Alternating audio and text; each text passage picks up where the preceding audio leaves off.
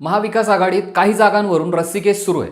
ठाकरेंच्या शिवसेनेला विदर्भात काही जागा हव्या आहेत, पण काँग्रेसचे प्रदेशाध्यक्ष नाना पटोले त्या सोडायला तयार नसल्याचं सांगितलं जातं. याबद्दलची नाराजी खासदार संजय राऊत यांनी व्यक्त केली.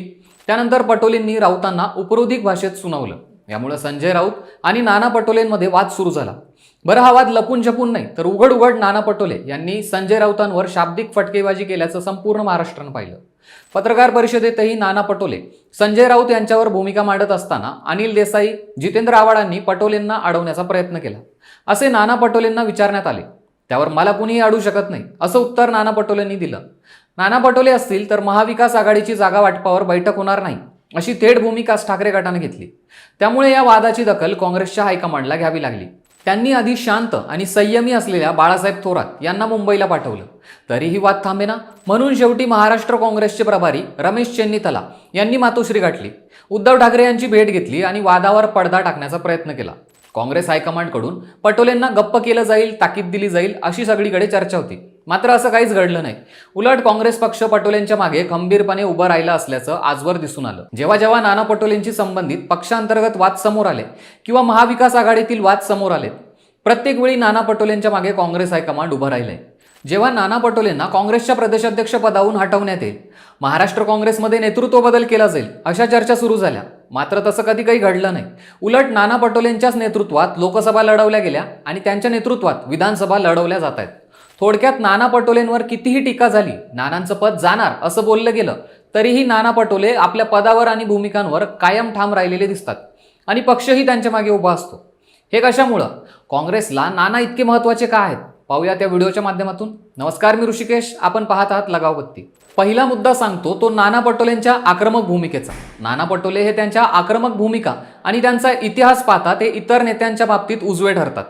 नाना 2014 पूर्वी काँग्रेसमधून भाजपमध्ये गेले. 2014 मध्ये त्यांनी राष्ट्रवादीचे वरिष्ठ नेते आणि केंद्रीय मंत्री राहिलेल्या प्रफुल्ल पटेल यांच्या विरोधात भंडारा गोंदियातून लोकसभा लढवली. पटेलांना पराभूत करून ते जायंट किलर ठरले.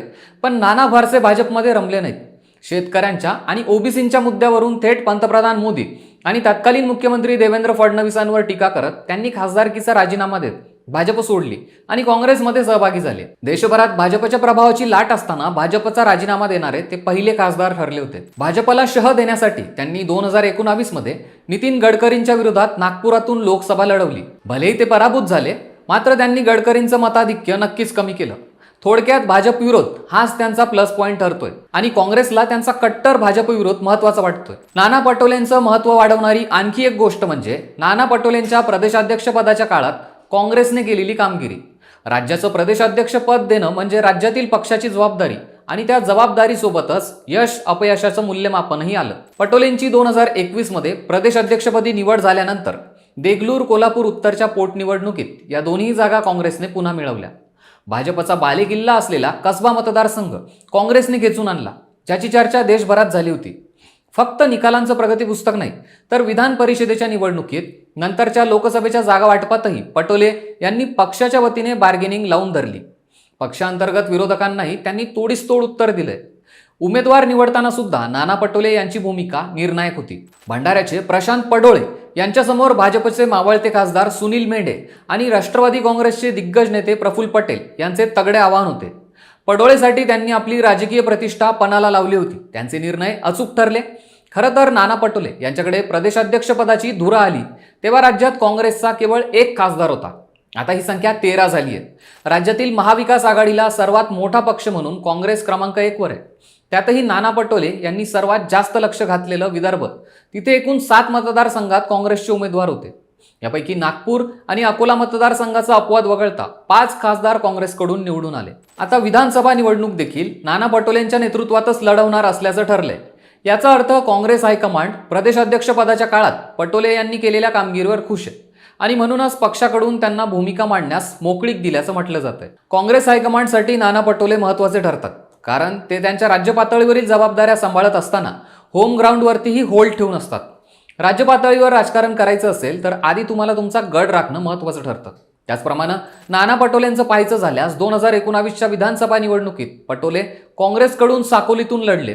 त्यांच्या विरोधात भाजपने तत्कालीन मुख्यमंत्री देवेंद्र फडणवीस यांच्या खास मर्जीतले परिणय फुके यांना उमेदवारी दिली होती. स्थानिक विरुद्ध आयात अशी ही लढत होती. ती अटीतटीची झाली.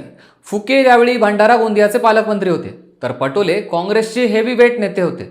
फडणवीसांनी परिणय फुके यांच्या मागे सगळी ताकद लावली, पण पटोलेंनी साकोलीची जागा जिंकून आणली. या विजयामुळे काँग्रेसमधील आपलं स्थान अधिक मजबूत केलं. शिवाय स्थानिक पातळीवरील पटोलेंनी ग्राउंडवर जम बसवलाय. साकोलीसह संपूर्ण भंडारा जिल्ह्यात पटोले यांनी जे राजकीय वर्चस्व प्रस्थापित केलंय ते मोडीत काढण्या इतका प्रभावी नेता भाजपला अद्यापही गवसलेला नाही. याशिवाय आणखी 2 फॅक्टर्स नाना पटोलेंचं महत्त्व सांगतात. एक, ते विदर्भातून असणं आणि दुसरं, ते विदर्भातले ओबीसी असणं. विदर्भात काँग्रेस ओबीसींचं राजकारण करत असतं. विदर्भात कुणबी समाजाची संख्याही जास्त आहे. विदर्भ प्लस ओबीसी लाईन या पॅरामीटरमध्ये नाना पटोले एकदम परफेक्ट बसतात. ओबीसी नेते म्हणून जातीनिहाय जनगणनेतल्या मुद्द्यावेळी नाना पटोलेंनी विधानसभा अध्यक्षांच्या खुर्चीवरून ओबीसी जनगणनेचा प्रस्ताव केंद्राला पाठवण्यासाठी विधानसभेत संमत करून घेतला. त्याचा परिणाम म्हणजे ओबीसी समाजाच्या मेळाव्यांमध्ये नाना पटोलेंचे आभार मानले जातात. थोडक्यात ओबीसी नेता म्हणून पटोलेंची प्रतिमा बळकट आहे. पण पटोले जातीने कुणबी आहेत, त्यामुळं मराठा विरोधी राजकारणाचा अनुभव त्यांना नाही येणार. विधानसभेलाही काँग्रेसला सर्वाधिक जागा या विदर्भातूनच मिळायच्या. याच जोरावर मारुतीराव कन्नमवार, वसंतराव नाईक, सुधाकरराव नाईक हे मुख्यमंत्री विदर्भाने महाराष्ट्राला दिले. त्यात पटोलेही विदर्भातून येतात. विदर्भातून विधानसभेच्या एकूण 62 जागा येतात. 2019च्या निवडणुकीत काँग्रेसच्या 44 जागांपैकी 15 जागा या विदर्भातून निवडून आल्या होत्या.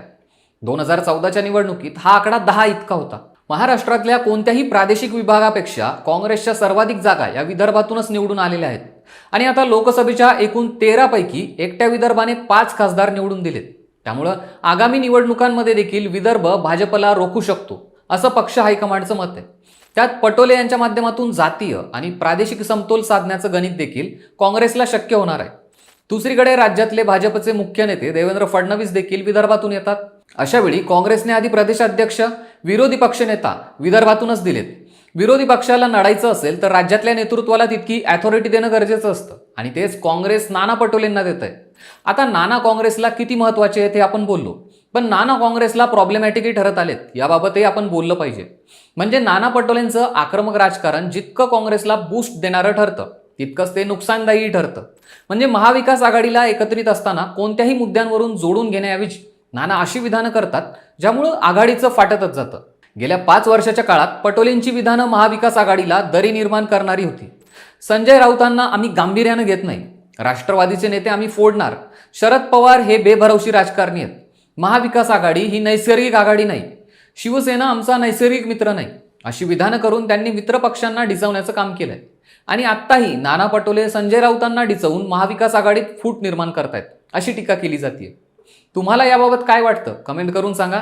आणि अशाच माहितीपूर्ण व्हिडिओसाठी लगावबत्ती या यूट्यूब चॅनलला सबस्क्राईब करायला विसरू नका.